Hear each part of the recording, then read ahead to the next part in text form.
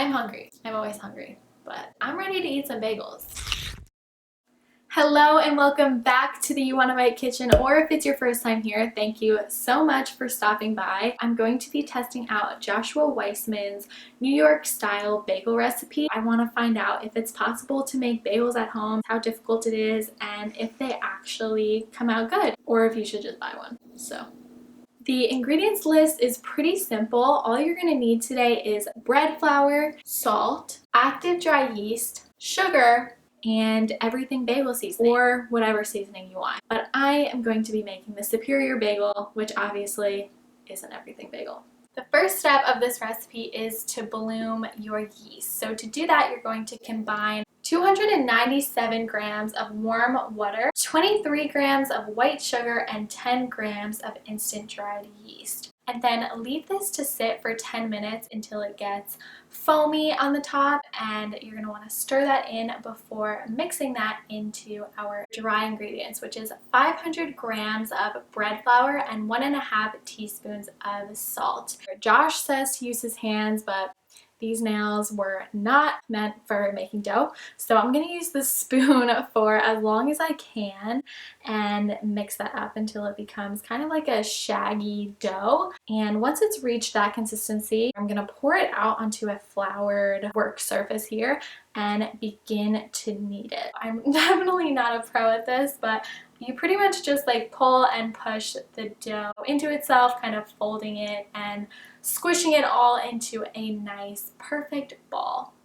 So it's time to let it rest for an hour. So I'm oiling up a big glass bowl here and plopping the dough in, covering this up with a damp towel, and I'm going to leave it out on the counter for an hour, and then we'll be back to finish up the recipe.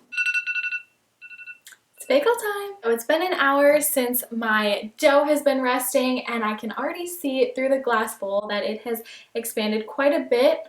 Look at her, she looks great. Josh says to punch down your dough, so I'm just gonna, aw, look at it deflate. The aggressiveness is not necessary, but like, and gather it up from the sides and plop it down on a floured work surface. Once Josh split his dough ball in half, he divided it into 8 bagels. My halves are looking a little bit smaller than his. I'm going to just do my best to divide the dough here like he did, kind of mark it out as evenly as I possibly can. A couple of my little bagel-sized chunks here that I'm now going to roll. Take one of your 8 chunks, and then you're going to pinch the outside pieces and bring them all into the middle, and then I'm putting it seam side down on the counter and rolling my hand around the outside to create a perfect round little ball. And then I'm just putting all of the little balls right here on the counter. So I'm going to cover these up with a towel to rest again for 10 minutes. And while they are resting, I've got a pot of water boiling on the stove here because the next step is to boil our bagels. It's been 10 minutes, so now it's time to turn them into bagels. Take a floured finger and basically stick it through the bagel here. This is another time where the nails are just a no-go, but stuck my fingers through there, and now I'm just going to kind of let it hang. Let gravity help me out here. That looks right. While these bagels are boiling, I'm preheating my oven to 425 because after this, they're going in there. I'm just going to gently drop the bagels in. He says to do 1 minute per side, or up to 2 minutes, but he said 1 minute is ideal. And flip it, and then putting them on an oiled cookie sheet. All the bagels are boiled and ready to go in the oven, but first we need to egg wash each bagel and sprinkle on everything bagel seasoning, and a lot of it. The bagels are now going to go in a 425-degree oven for 20 minutes, and then we will be able to taste them.